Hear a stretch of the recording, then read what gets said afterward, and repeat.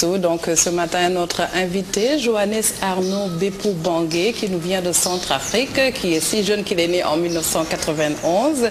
Donc Johannes Arnaud, vous êtes licencié en génie gestion économique, option sciences et techniques comptables et financières de l'Université Dakar Bourguiba de Dakar. Vous êtes passionné de littérature et mis à part ce premier ouvrage de 66 pages qui vient d'être édité en février 2013, vous avez quand même à votre actif d'autres ouvrages, notamment des nouvelles et des poésies. Alors ma première question, puisque effectivement j'ai lu votre ouvrage, est de savoir pourquoi vous avez choisi effectivement de revenir quand même sur vos 11 ans où vous avez vécu les affres de la guerre en Centrafrique.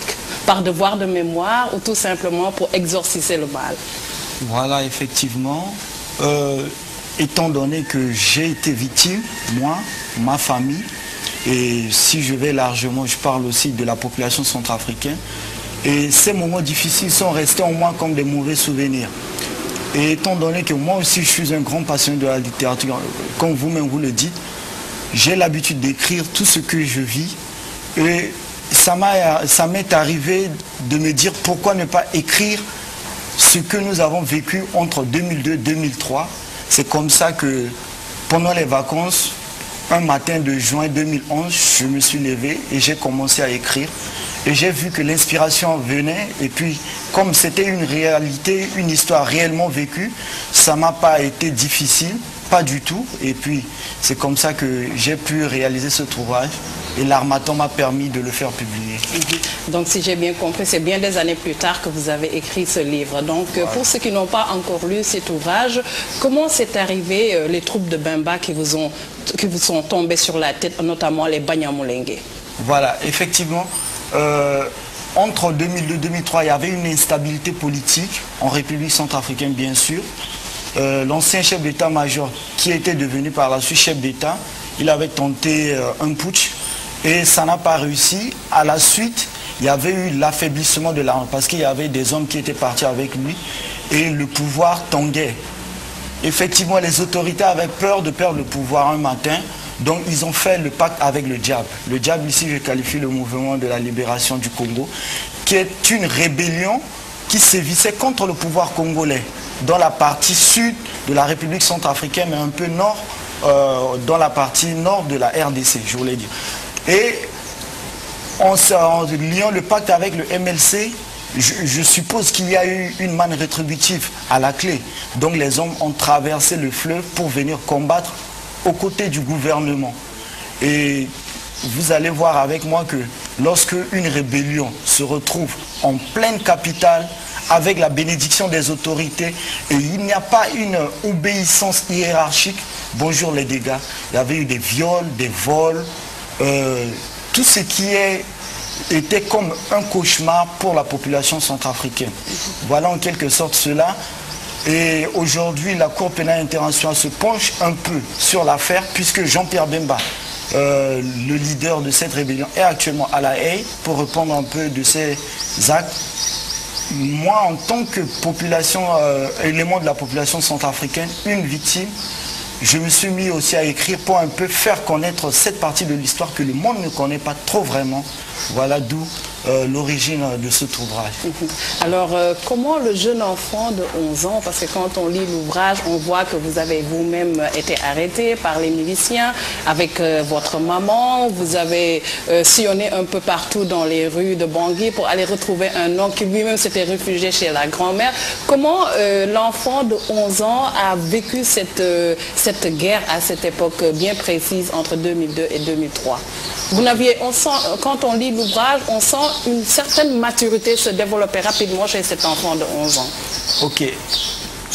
À l'époque, bon, j'étais un enfant de 11 ans. Et pour moi, c'était vraiment, je ne sais pas comment dire, c'était tellement difficile de vivre d'abord les événements, les coups de feu, les crépitements d'armes. Et me retrouver un bon jour comme ça, devant des miliciens que je vois même qu'ils sont mal fagotés, mal habillés, ils ressemblent même à des monstres. Et le fait même d'être fait captif avec ma famille, Ça m'a traumatisé, effectivement, parce que les années qui se sont suivies après, 2 fois quand je me lève ou quand je m'endors, j'ai des cauchemars et cela, pour moi, ce n'est pas trop difficile, mais je pense aussi à ma famille, à mes frères et mes soeurs, surtout ma soeur qui a failli être aussi enlevée par un des soldats, parce que c'était des gens qui faisaient leur loi en pleine capitale. Et je pourrais dire que le sentiment que j'avais était la peur d'un enfant, effectivement. Et au fil des années, cela m'a souri parce que je me suis dit que c'était une expérience de vie. Et cela a fait l'histoire de mon livre, tout court. Okay, je l'ai évoqué tout à l'heure, vous avez souffert. Est-ce que vous avez retrouvé beaucoup plus de tranquillité après avoir écrit ce livre?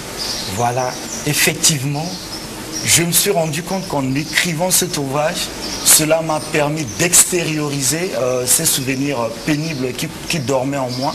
C'était comme une thérapie.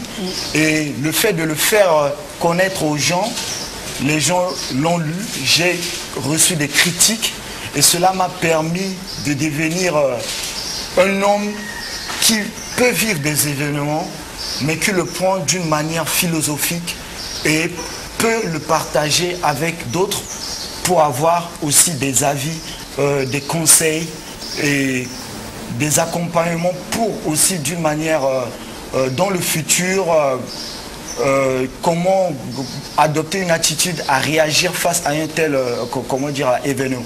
Et je vais aussi en dire que en écrivant ce livre, je ne voudrais pas aussi faire croire au lecteur que j'ai été victime ou martyr tout court. Non. L'objectif, c'est aussi de me poser des questions, de faire comprendre à mes jeunes frères et sœurs, parce qu'on a été victimes, nous sommes beaucoup, d'autres se sont constitués en société civile pour traîner Jean-Pierre Bemba devant la cour, mais nous qui sommes là et qui n'avons pas entrepris des démarches à la justice, on peut se dire que avec les événements que nous avons vécus, dans les perspectives à venir, quelle attitude à tenir? Faut-il toujours se constituer en victime et martyr, ou bien d'ici demain, il faut avoir le comportement ou bien l'attitude d'un homme qui peut lutter pour sa liberté? Voilà. Joséphine, comme on dit souvent, ce qui ne nous tue pas nous rend quelque part fort. Vous avez su dépasser ces événements. À partir de ce vécu, vous êtes devenu, entre guillemets, un peu stoïque. Aujourd'hui, vous dites quoi aux autorités africaines? Parce que la guerre, je suis désolée de le dire, mais c'est l'apanage de l'Afrique. Voilà. Et souvent, ce sont les enfants qui en souffrent et les femmes. Voilà, effectivement.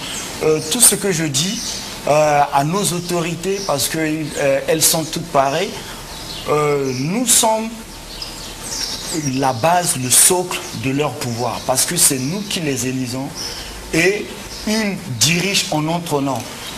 Étant donné qu'ils se retrouvent à la tête de ce que je qualifierais de pyramide de la société, c'est par notre force, c'est par notre voix, c'est par notre choix.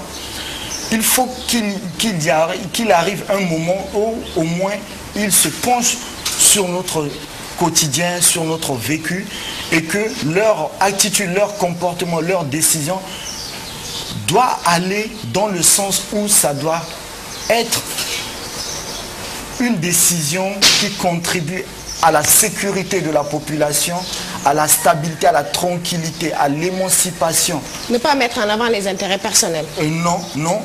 Étant donné, si on les a choisis, c'est pour défendre un intérêt national, un intérêt commun. C'est pas pour un intérêt d'un clan, d'une famille, mais c'est pour la nation. Voilà. Donc, personnellement, comment avez-vous vécu ce qui s'est passé chez vous il y a de cela 2 mois? Parce que j'imagine que vous aviez déjà fini d'écrire ce livre-là. Voilà, effectivement. Le livre est sorti en février. Bon, les événements ont déclenché au courant du mois de décembre. Il y a eu une trêve et ensuite les hostilités ont repris au courant du mois de janvier. Après janvier, je voulais dire, et ça s'est terminé au renversement du pouvoir en place, au mois de mars.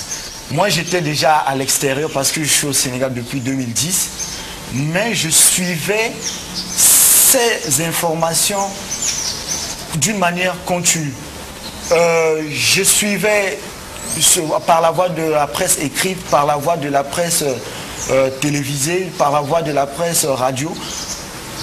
J'étais vraiment choqué dans mon intérieur et en même temps ça me faisait honte parce que dans ce siècle, 21e siècle, en 2013, on ne pourrait plus parler d'une alternance par la voie des armes. Pour moi, j'aurais souhaité que, après les décisions, l'accord de Libreville de janvier 2013, que ces acteurs politiques s'unissent à travers le gouvernement, qu'eux-mêmes ils se sont entendus de mettre en place pour arriver à terme du mandat de celui qui a été renversé en 2007, pour qu'au moins l'alternance se fasse d'une manière crédible, propre, par la voie des élections. Mais ça n'a pas été le cas et je souhaite qu'en 2013, 2023, je voulais dire, cela ne se reproduit plus parce qu'on avait connu la même chose en 2003, en 2013, on l'a revécu et je ne souhaite pas que 10 ans plus tard, en 2023, cela se reproduise. Donc actuellement, vous, je pense, vivez un gouvernement d'union nationale avec à la tête un certain Michel Djotodi, c'est ça. Donc je rappelle donc à tous ceux qui nous suivent, donc à ceux que ce matin ont présenté l'ouvrage de Johannes Arnaud Bépou Bangué, donc un roman autobiographique que j'incite les populations à lire. C'est un exemple aussi. Et ce qui est magnifique aussi dans cet ouvrage, quand on le lit, c'est qu'il y a toute la fraîcheur. On ne sent pas que c'est maintenant un adulte qui l'écrit, mais quand on le lit, on voit l'enfant de 11 ans qui est en train de nous raconter son quotidien avec sa famille sous les balles des forces du MLS de Jean-Pierre Bemba. Rappelons-le, lui aussi qui a été condamné pour crime de guerre et à qui même on a dit qu'on l'a accusé de cannibalisme. On en parlait avec Chiara il y a 2-3 semaines. On l'a accusé d'avoir mangé des pygmées Aka. Donc voici un ouvrage que je conseille à tous les Sénégalais de lire. Je veux juste peut-être... Encore une question, je pardonne. Encore juste une question, parce qu'il faut dire que j'ai pas encore lu le livre, ce que je vais essayer de faire. 11 ans, un enfant traîné. Quelles sont les questions qui revenaient dans votre tête? Et les adultes répondaient-ils à vos questions? Effectivement, à l'époque même, lorsque le matin où ma maman décidait à ce que nous quittions notre quartier parce que ça faisait, la situation devenait de plus en plus instable et puis on craignait, comment dire, une agression parce qu'il y avait les gens qui partaient et le quartier devenait tout calme. Et les gens qui partaient, qui passaient, faisaient entendre que maintenant les Banyamulenge sont dans la ville. Et je demandais à ma maman, mais qui sont ces Banyamulenge? Et à la réponse, elle me disait, ce sont des rebelles, ce sont des Congolais, mais il n'y avait pas une réponse en tant que telle pour me décrire qui sont exactement ces Banyamulenge. Et quelques heures plus tard, sur la route, devant la pharmacie Notre-Dame, pour ceux qui ont fait Bangui, on a été arrêtés, on a été fait captifs pendant au moins 2 heures du temps par les Banyamulenge. Ils nous ont brimés, ils nous ont fait chanter.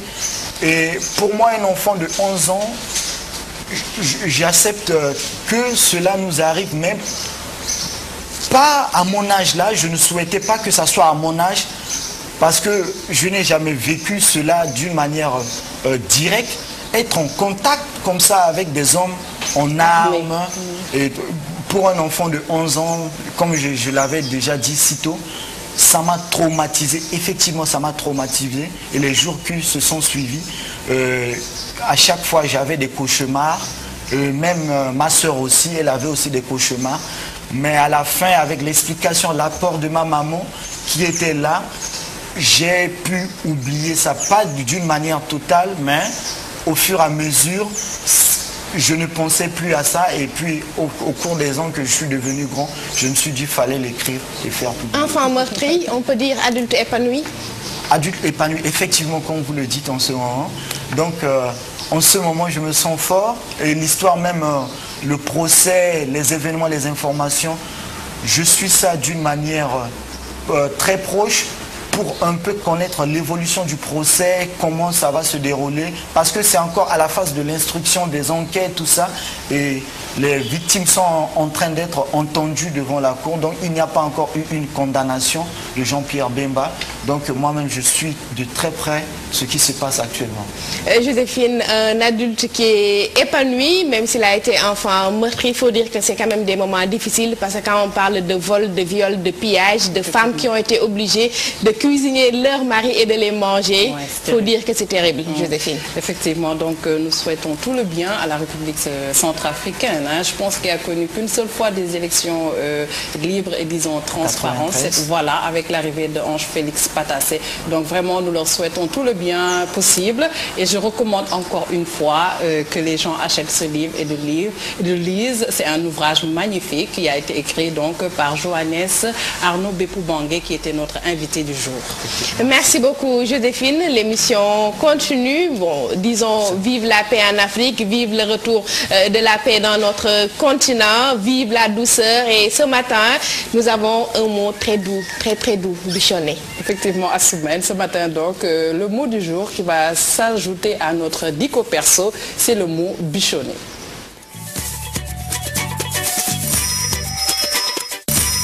Bonjour, je m'appelle Ledjene Vudjeju, je suis élève au lycée Seydina Limamou Laye de Guédiawaye en seconde SE. Je vais vous présenter le mot bichonné. Bichonné s'écrit B-I-C-H-O-N-N-E-R.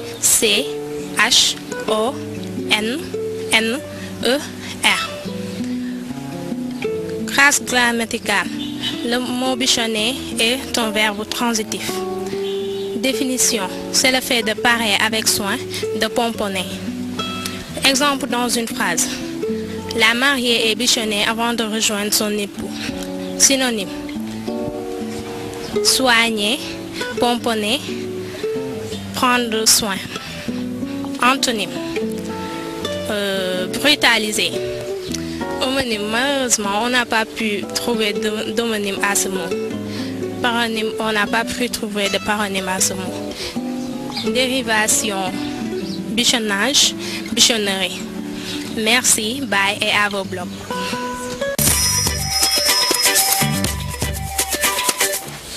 Merci donc Assoumane, le mot du jour bichonné, choyé. Je vais faire une phrase dans la foulée, pourquoi pas, pour épargner notre chère Tidiane qui nous viendrait de Kaolack et de Gaïméré, qui nous viendrait de Kaolack. Donc le roi adorait bichonner son cheval préféré tous les matins. Merci beaucoup Joséphine pour cet exemple avec le verbe bichonner. Elle l'a dit tantôt, bichonner vient du mot bichon qui signifie petit chien d'appartement que l'on soigne avec délicatesse. On est avec un jeune auteur. Sur ce plateau, on va faire un peu de provocation. Alors, bien bichonné vous avez déjà trouvé une petite Sénégalaise. On va faire un peu de provocation sur ce plateau de Yeewu Leen. Effectivement, comme on dit, le Sénégal est un pays de la teranga. Donc, vu la chaleur de l'accueil, on essaie un peu de se familiariser avec les filles sénégalaises, mais je n'ai pas encore eu une Sénégalaise pour moi, pas du tout, pour le moment. Elles ne t'ont pas encore bichonné? Non, je dis non. Bon, comme on est de l'Afrique centrale, souvent on dit qu'on est promis au pays, donc... Voilà, effectivement, donc je pourrais dire que non, si je termine les études et puis que si je rentre, donc je pourrais me réserver à celle-là qu'on m'a promis. Et qui va te bichonner bien bon. Voilà, effectivement, comme vous le dites. Et si jamais peut-être vous changez d'avis, il faut se rapprocher de Serigne Cheikh, le grand marabout, il va prier pour vous. Non. Dans cette équipe de la matinale, on en a une d'ailleurs qui a du mal à trouver chaussures à son pied, mais c'est pas faute d'avoir essayé. Okay. Une certaine Marie-Christine Mendy. Bon. Mais on verra. On verra ce que ça va donner. En tout cas, ne vous en faites pas. Il est là pour les prières. Il peut aller à la mosquée pour vous. Ne vous en faites pas. C'est le grand marabout de votre émission Yeewu Leen. D'accord. Merci beaucoup. On se retrouve tout à l'heure.